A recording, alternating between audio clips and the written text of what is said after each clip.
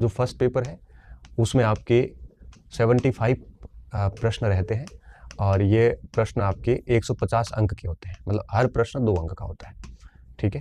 और 40% अंक जो है वो अनिवार्य किए हुए होते हैं। तो आपको तकरीबन कुछ कैटेगरीज में छूट दी हुई है, तो आपको आप मान के चलिए कि 60 अंक अर्थात 30 सवाल तो यहाँ करने ही होते हैं, इसके अलावा आपके पास कोई ऑप्शन नहीं होता। और ये जो 175 प्रश्न है उसमें इतिहास संस्कृति के 15 प्रश्न आते हैं। इसमें आपके भूगोल राजस्थान की पिछली बार 10 प्रश्न आए थे। इसके साथ साथ में आपके प्रबंधन भी आएगा और अब आगे भविष्य में मनोविज्ञान भी इसी में आएगी, है ना। और इसके साथ साथ आपके इसमें गणित और रीजनिंग भी आती है, इसमें भाषा भी आती है ना। इसमें समसामयिक का भाग भी आता है, इसमें विज्ञान भी आती है, ठीक है। तो मतलब एक काफ़ी बड़ा भाग है और काफ़ी सिलेबस में वैराइटीज़ देखने को मिलती है। 10-15 प्रश्न इसमें आते हैं, 10 इसमें आए थे, 10 इसमें आए थे। अभी मनोविज्ञान नया ऐड हुआ है, देखते हैं कहाँ क्या करते हैं इसमें। गणित में, रीजनिंग में 10 प्रश्न आते हैं, विज्ञान में 5 आते हैं, भाषा में 10 आते हैं, 5 इंग्लिश के, 5 हिंदी के, और समसामयिक के में भी 10 प्रश्न आते हैं। ये फर्स्ट पेपर, इसकी तैयारी को किस तरह से अंजाम दिया जाए, तो मैं आपको सिर्फ ये कहूँगा कि 2 पेपर है और दोनों पेपर में आपको टाइम दोनों को देना चाहिए। जैसे डेली मान लो डेली 2 से 3 घंटे दे दिए। जैसे सुबह आप उठे, सुबह उठने के बाद आपने सबसे पहले फर्स्ट पेपर पे काम किया, कैसे करना है वो भी मैं बताता हूँ आपको, और फिर आप पूरा दिन 5-6 घंटे अपने सब्जेक्ट को दे दो, है ना। तो इससे क्या होगा कि दोनों पेपर साथ साथ में चलते रहेंगे। एक बात तो ये ध्यान रखनी है, अब दोनों को साथ में समय देना है। 2-3 घंटे इसको दे दो तो 5-6 घंटे इसको दे दो। मॉर्निंग में ये करवा के निपटा दो, उसके बाद में इस पे आओ। अब आपका प्रश्न ये होगा कि सर इसमें से कौन से पार्ट पे 2-3 घंटे दें, क्योंकि ये तो बहुत बड़ा है। अब देखो, अगर आप साइंस के हैं, स्टूडेंट हैं साइंस वगैरह के, तो आपको गणित, विज्ञान, भाषा ये सब छोड़ देना चाहिए अभी, क्योंकि ये आप बाद में भी कर सकते हैं। आपको क्या करना चाहिए, आपको जो कला वर्ग के ये पोर्शन है इस पे काम करना चाहिए, क्योंकि समसामयिक भर्ती आते ही बाद में देखना शुरू करना, उससे पहले समसामयिक की देखने का कोई इतना बड़ा सेंस है नहीं।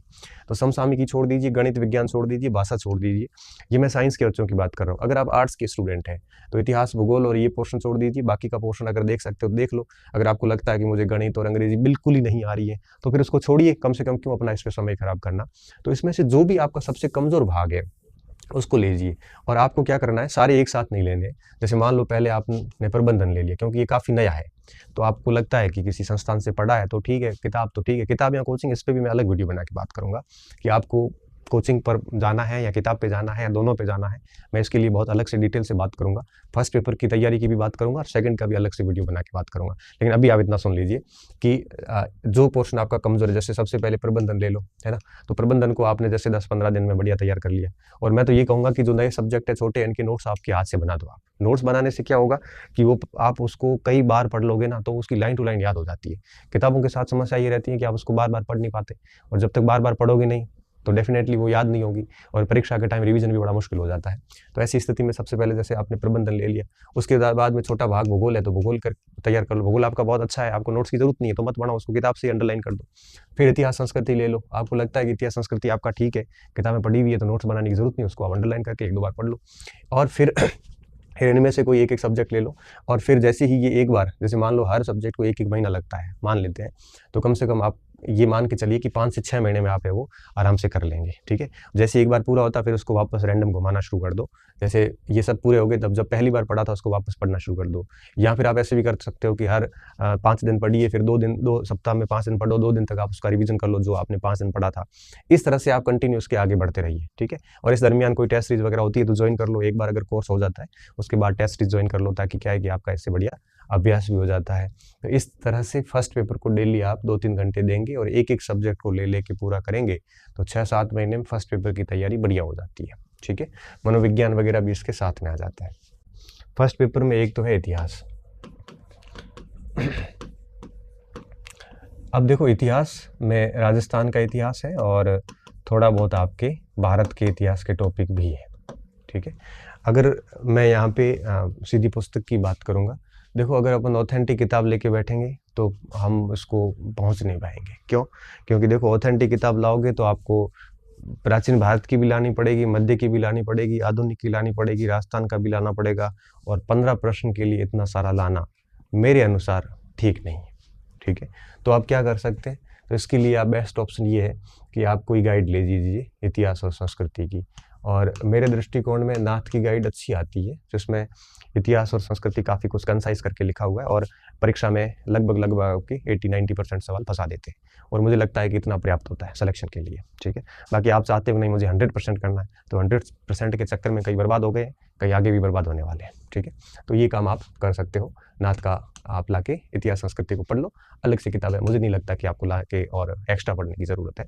फिर भी अगर आपको लगता है कि नहीं मैं अलग किताबें लेके आऊँगा इतिहास की, तो मैं इतिहास की क्लासेस में आपको अलग से वीडियो बनाऊंगा, जिसमें आप देख के ला सकते हैं। लेकिन मेरी सलाह यही है कि आप ये गाइड पढ़ लोगे तो खूब है। ठीक है, 15 प्रश्न आते हैं, 12-13 प्रश्न आ जाएंगे, 15 के 15 वैसे किसी की सही होते नहीं है। ठीक है, और रही बात 15 के 15 आने की, तो कोई गारंटी नहीं है कि किसी भी किताब में 15 के 15 सवाल आए। तो आपको 100% की खैर तलाश करनी क्यों। फिर भी आपको नाथ से एलर्जी है तो कोई मार्केट में और किताब देख लेना। मैं तो ये मानता हूँ कि मटेरियल इंपॉर्टेंट नहीं होता, पढ़ने वाला ज़्यादा इंपॉर्टेंट होता है। ठीक है, मेरे कोर्स से पढ़ के कई टॉप भी करेंगे और कई फेल भी होंगे। फेल होने वाले ये कहेंगे कि प्रश्न आए नहीं थे, हमें सही नहीं पढ़ाया था, ये था वो था। पास होने वाला ये कहेगा कि सर आपका बहुत बहुत धन्यवाद है कि आपकी वजह से हम प्रोफेसर बन गए या फर्स्ट ग्रेड बन गए। दोनों विचार आपको मार्केट में सुनने को मिलते हैं। ठीक है, जो फेल होने के बाद में क्या है, बच्चे को किसी न किसी के ऊपर अपनी असफलता का थोपना होता है। तो बेस्ट यही है कि आप टीचर के ऊपर थोप दो या किताब के ऊपर थोप दो कि मैंने किताब पढ़ी उसमें से सवाल नहीं आया। आपको किताब में अगर सवाल आया है, टीचर से भी आया है, तो कह दो कि पेपर आउट हुआ था। मतलब कुछ भी करके आपको एडजस्ट करना होता है। तो बेहतर ये है कि इस तरह से एडजस्ट ना करके आप है वो अपनी कमियों पे काम कीजिए, तो डेफिनेटली सफलता मिलेगी। नहीं तो आगे और भी कई असफलताएं मिलेगी, अंततः आप आउट ऑफ डेट होंगे। और आपके कहने से, क्योंकि आजकल असफल होने के बाद आपकी बात कोई सुनता है से है नहीं। आप कहोगे तो लोग सामने यही कहेंगे खुद के नंबर आए नहीं और अब है वो फालतू अपनी असफलता का ठीकरा किसी और पे फोड़ रहा है, आपकी मजाक ही बनती है। इससे बेहतर ये है कि अपनी कमियों पे काम कीजिए। ये किताब मुझे ठीक लगती है और आप इसको कर सकते हो। अच्छा, इसके अलावा अगर आप मान लो किसी भी जगह आपने कोचिंग करी है, कहीं पे भी, है ना, राजस्थान में खूब सारे कोचिंग सेंटर हैं जहाँ पे फर्स्ट पेपर के ऑफलाइन ऑनलाइन बैचेस लगते हैं। अगर आपने वहाँ पे किए तो मुझे लगता है कि कोचिंग पर्याप्त है। फिर आप किताब को साथ में ना देखोगे तो भी चलेगा, क्योंकि कोचिंग का जो शिक्षक पढ़ाता है डेफिनेटली वो एक से नहीं अनेक पुस्तकों से सम्मिश्रण करके आप तक चीज़ें पहुंचाता है। तो आपका पहला काम ये होना चाहिए कि ये जो कोचिंग की सामग्री है उसको बढ़िया तरीके से याद कर लो। जब आपको लगता है कि, क्योंकि कोचिंग की सामग्री कंसाइज होती है, नोट्स के रूप में संक्षिप्त होती है, उसको आप लाइन टू लाइन याद भी कर सकते हैं। कोई किताब याद नहीं होती लाइन टू लाइन, लेकिन कोचिंग की सामग्री हो सकती है। आपने कहीं से भी की हो, अगर आपको ये लाइन टू लाइन याद है, फिर भी अब आपको लग रहा है कि नहीं मुझे और करना है, तो फिर एक आधी गाइड ला के देख लो साथ में एक्स्ट्रा। ठीक है, लेकिन पहली शर्त ये होनी चाहिए कि आपने जहाँ से कोचिंग की उस शिक्षक पे आप भरोसा करिए। अगर आपको टीचर पे भरोसा नहीं है, क्योंकि किसी बाहर वाले ने ये कह दिया है कि भाई इसके पढ़ाई में सवाल नहीं आते या ये ठीक नहीं पढ़ाता, आपके मन में 1% भी अविश्वास उत्पन्न हो गया ना, तब आप इस पे कभी भरोसा नहीं कर पाएंगे। आप सीधे किताब पे चले जाओ, उसी दिन चले जाना जिस दिन आपके किसी बाहर वाले के कहने से आपने अपने गुरुजी पे अविश्वास कर लिया है। तो आप मान के चलिए कि आपको गुरुजी के द्वारा दी गई सामग्री पे भरोसा नहीं होगा, ये तय बात है। आप 200, 500, 1000, 5000 का चिंता मत करना, आप इस कोर्स को छोड़िए और आप आ जाइए गाइड पे। क्यों? क्योंकि अविश्वास की स्थिति में आप कोई पुस्तक नहीं पढ़ पाएंगे, और कोई सामग्री जो भी संस्था ने दी है आप नहीं पढ़ पाओगे। क्यों? क्योंकि आपके अंदर अविश्वास का भाव आ गया है, और वो भी किसी और के कहने से आ गया है। तो फिर आप उसको छोड़िए और अपनी करियर के महत्व को समझते हुए आप सीधे पुस्तक पे रिप्लेस हो जाइए। सबसे बढ़िया यही रहेगा। और नहीं तो क्या होगा कि अविश्वास के साथ बने रहोगे, इस कारण कि मैंने 4000 रुपये दिए हैं, 2000 रुपये दिए, तो इस कारण बने भी रहोगे और याद भी नहीं होगा क्योंकि विश्वास नहीं है। तो 2-4 हज़ार के कारण क्यों अपना समय खराब करो, आप क्यों अपना अवसर खराब करो। बेहतर है कि आप नाथ पे शिफ्ट हो जाओ। हालांकि ऐसे बच्चों को कोई ये भी कह देगा कि नाथ में भी पसंद नहीं आई, तो फिर आप है वो बोथे लेके आ जाना बड़े बड़े, और उनमें फंसोगे तो फिर उनमें आप निकल नहीं पाओगे। इससे अच्छा है, इसलिए मैं कह रहा हूँ कि किसी एक पे भरोसा कर लीजिए। इसको आपने याद कर लिया है, उसके बाद आपको लगता है कि नहीं मुझे और देखना है तो आप देख लीजिए। लेकिन मैं ये मानता हूँ कि 10-10, 12-12 सब्जेक्ट होते हैं, तो फिर हर सब्जेक्ट पे ऐसा PhD करने की आवश्यकता नहीं होती। ठीक है, अब देखो ये हो गया। इसके बाद में बात आती है भूगोल की। अब भूगोल की जहाँ तक बात है तो नए पुराने में बच्चे फंसे हुए पड़े हैं कि नया पढ़े कि पुराना पढ़े। मैं तो ये मानता हूँ कि नया भी पुराने के बेस पे तैयार हुआ है। नए के अभी तक सरकार ने कोई क्षेत्रफल के आंकड़े जारी किए नहीं है। ऐसी स्थिति में नए पुराने की तो कोई कहानी है ही नहीं, है ना। फिर भी आपके पास में कोई जो भी कंटेंट है उसको पढ़ लीजिए। और मैं तो आपको ये कह रहा हूँ कि 2027 तक जितनी भी परीक्षाएं होगी उसमें नया कुछ नहीं आने वाला, वही आने वाला जो पुराना है। ठीक है। और वैसे भी इतिहास में, संस्कृति में नए पुराने का कोई इश्यू नहीं है। 17 मई तक, या आप ये मानिए कि 18 मई को भूगोल का पेपर हुआ है, और भूगोल के पेपर में राजस्थान के भूगोल के भी 30-40 मेरे हिसाब से सवाल थे। आप किसी भी भूगोल के स्टूडेंट को पूछ लेना या पेपर देख लेना, राजस्थान के भूगोल के अभी भी वही आ रहे हैं 33 जिलों के हिसाब से। तो क्यों फालतू चिंता कर रहे हो, और आपके वही आने वाले हैं। तो भूगोल में आपके पास जो सामग्री वो पढ़ सकते हो आप। मुझे इसकी भी नाथ की ठीक लगती है, टेलर साहब ने बहुत मेहनत की है, बहुत बढ़िया लिखा है। और अगर कोचिंग कर रहे हो तो डेफिनेटली कोचिंग की सामग्री पे भरोसा करिए, है ना। नहीं हो पा रहा भरोसा तो ये पढ़ लीजिए, ठीक है। मैं ये मानता हूँ कि दोनों बराबर के हैं। अगर ये 15 में से 12-13 नंबर लाएगा तो ये भी उतना ही लाएगा, हो सकता है ज़्यादा भी लेके आ जाए। बात भरोसे की है, नहीं होता है तो ये कर लीजिए। भरोसा है तो भी, आपने इतना याद कर लिया तो भी ये कर लीजिए। अगर आपको लगता है कि नहीं हम इस पे रहेंगे तो भी कोई नुकसान वाली बात नहीं है, ठीक है। वो बात सिर्फ भरोसे की है, क्योंकि सबसे बड़ी चीज़ जो होती है विश्वास की होती है। अब भूगोल हो जाने के बाद में फिर बात आती है प्रबंधन की, मैनेजमेंट की। मैनेजमेंट थोड़ा डायनामिक सब्जेक्ट है, ये चेंज हो जाता है थोड़ा बहुत, है ना। तो भूगोल के अंदर आप प्रबंधन में आप है वो कलाम का जो पुस्तक आती है वो अच्छी आती है, वो आप देख सकते हैं, बढ़िया किताब आती है। खूब मेहनत की उन्होंने, है ना। नाथ की भी आती है, जो भी आपके पास है ये किताब पढ़ लीजिए बढ़िया तरीके से। छोटा सा पार्ट है, और अगर आपने कोचिंग कर रखी है तो उस पर भरोसा कर लीजिए, ठीक है। फिर भी नहीं, हम कोचिंग में नहीं होता है तो आप इस पर जाके इसको देख लीजिए, ठीक है। प्रबंधन की बात हो जाती है। उसके बाद आती है राजस्थान की पॉलिटी। अब राजनीति की जहाँ तक बात आती है तो राजनीति में आप है वो राहुल चौधरी को देख सकते हैं, पढ़ सकते हैं इनको, है ना।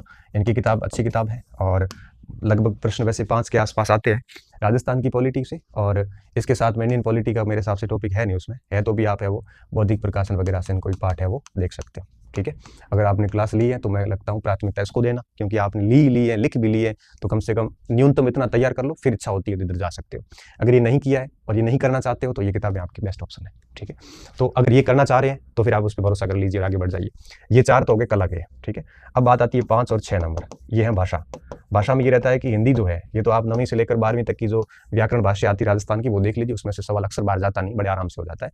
और इसके लिए वैसे इस कोचिंग की भी जरूरत होती नहीं, क्योंकि भाषा जैसी है वैसी रहेगी। रही बात अंग्रेजी की तो सामान्य ग्रामर के रूल्स लूसेंट की किताब से देख लीजिए। लूसेंट की हाई सेकेंडरी लेवल तक की ग्रामर आती है, थोड़ा बहुत पढ़ लीजिए, उसमें वोकैब छोड़ दीजिए, सिनोनिम्स वगैरह ये तो होना नहीं है, क्योंकि काफ़ी लंबा चौड़ा वक्त लग जाता है। और भाषा के लिए कोचिंग की भी आवश्यकता नहीं है, और आप देख लेना अपने स्तर पे, क्योंकि 9th के लिए 9वीं से 12वीं व्याकरण भाषा देख लेना, और 12वीं की जो इंग्लिश है उसके लिए लूसेंट का है वो देख लोगे तो हो जाएगा। 10 प्रश्न आते हैं, वैसे 5-6 बच्चे कर लेते हैं, ठीक है। और भाषा का जो भाग है इसको आप भर्ती आने के बाद करोगे तो भी कोई लॉस वाली बात नहीं है, क्योंकि इसमें बहुत अधिक हम बढ़ा वैसे भी नहीं पाते हैं, ठीक है। भाषा हो गई। उसके बाद में आता है गणित रीजनिंग। अब देखिए गणित रीजनिंग, वैसे गणित जिसका अच्छा होता है उसको पढ़ने की जरूरत नहीं होती, जिसका कमजोर होता है उसको भी कहते हैं पढ़ने की जरूरत नहीं होती, कि जो कमजोर है वो ठीक कर नहीं पाता, जिसका अच्छा है उसको ठीक करने की आवश्यकता नहीं, वैसे ही कर लेता है, ठीक है। फिर भी आप अगर कहीं पे गणित की वगैरह की कहीं सेगमेंट कोई पढ़ा है तो उनके भरोसे रह सकते हैं, नहीं पढ़ा है तो गणित रीजनिंग के लिए आप है वो मार्केट से लूसेंट की गणित वगैरह है, या फिर 9वीं 10वीं की जो गणित के जो टॉपिक मैच कर रहे हैं वो ला के पढ़ सकते हैं, है ना। और रीजनिंग के लिए US शेखावत की किताब ला के आप है वो उसमें प्रैक्टिस कर सकते हैं, अच्छी किताब आती है रीजनिंग के लिए, उसको पढ़ सकते हैं, ठीक है। क्योंकि हर बाकी एक ही किताब तो आ ही जाती है। गणित रीजनिंग हो गया, साइंस वगैरह हो गया। इसके बाद क्या बचा, मनोविज्ञान और ये समसामयिक बच गया, ठीक है। मनोविज्ञान और समसामयिक की बात करें तो आपको जहाँ तक मनोविज्ञान की बात है इस बार फर्स्ट पेपर में शामिल हो गया है। इसके लिए आपने अगर कहीं से कोचिंग करी है तो बेस्ट है, उसी को पढ़ लीजिए। अभ्यास जरूरी होता है, और अगर किताब पढ़नी है तो किताब मार्केट में खूब आती है, वंदना जादौन की आती है, आपके दीप सिंह की भी आती है, और आपके सिखवाल की भी आती है ना। आप अगर बहुत नए बच्चे हैं तो वंदना जादौन या सिखवाल को पढ़ सकते हैं, पहली बार पढ़ रहे हैं तो, और पहले से पढ़ रखा है तो धीर सिंह जी को पढ़ सकते हैं, उनका काफ़ी डिटेल से पुस्तक आती है, ठीक है। तो कोई भी किताब पढ़ सकते हैं। रही बात आपको किताब समझ में नहीं आ रही है तो अगर शिक्षक से पढ़ा है तो शिक्षक से बढ़िया समझ लो, उसके बाद इन किताब को ला के थोड़ा सा अभ्यास कर लो, ये भी किया जा सकता है। बड़ा आराम से चीज़ें हो जाती है, जितना आप जटिल बनाते उतना मामला है नहीं, ठीक है। तो ये सारी चीज़ें देखो पूरी हो गई। अब रहा बात समसामयिक की। समसामयिक का मैं मानता हूँ कि आपको इसको परीक्षा के बाद, क्योंकि भर्ती के बाद इसको पढ़ना चाहिए। 6-7 महीने का समसामयिक आता है, तो इसके लिए आप कोई करंट की मूमल वगैरह देख सकते हो, बढ़िया किताबें आती है, और 10 में से 6-7 प्रश्न अपने आप ही उसमें कवर हो जाते हैं, कोई बहुत अधिक बड़ी बात है नहीं, ठीक है। और इसमें आपको 3 से 4 सब्जेक्ट बहुत अच्छे करने होते हैं, है ना। क्योंकि देखो साइंस के हो आप तो साइंस का भाग अच्छा करोगे, अगर आप आर्ट्स के हैं तो आर्ट्स का भाग अच्छा करिए। कम से कम इसमें 40-45 मार्क्स होते हैं, प्रश्न होते हैं, तो एक अच्छा स्कोर मान लिया जाता है, ठीक है। तो कोशिश करो कि 45 हो। चाहे अब देखो आर्ट्स के बच्चे हैं तो इसमें जैसे 10-12 कर लिए, इसमें 6-7 कर लिए, 6-7 इसमें कर लिए, 7-8 प्रश्न इसमें कर लिए, ऐसे करके वो आराम से 45 प्रश्न कर सकता है। अब आपको करना क्या है, इसकी रणनीति फिक्स रखनी है कि एक सब्जेक्ट को मॉर्निंग सेशन में स्टार्ट करना है और सब्जेक्ट के ऊपर अपन बाद में बात करेंगे। तो ये फर्स्ट पेपर का भी मैंने आपको सामग्री बता दी कि कैसे करना है और किस तरह से किया जा सकता है। ठीक है, अब आगे एक सेशन लूँगा जिसमें ये बताने की कोशिश करूँगा कि किस तरह से इतिहास पे किस तरह से तैयारी करनी है, क्योंकि सेकंड पेपर हिस्ट्री पे मैं बात कर सकता हूँ, बाकी सब्जेक्ट का मुझे आइडिया नहीं है। तो ये तो मैंने आपको क्लियर बता दिया है। अब अपन इतिहास पे बात करेंगे अगले सेशन में, और उसके बाद लास्ट में मैं फिर आपको बताऊँगा कि कोचिंग या बुक्स, इनमें से जेन्युइन रिव्यू दूंगा कि आप क्या चुनें। ठीक है, बहुत बहुत धन्यवाद विद्यार्थियों, अच्छे रहिए, मस्त रहिए और पढ़ते रहिए।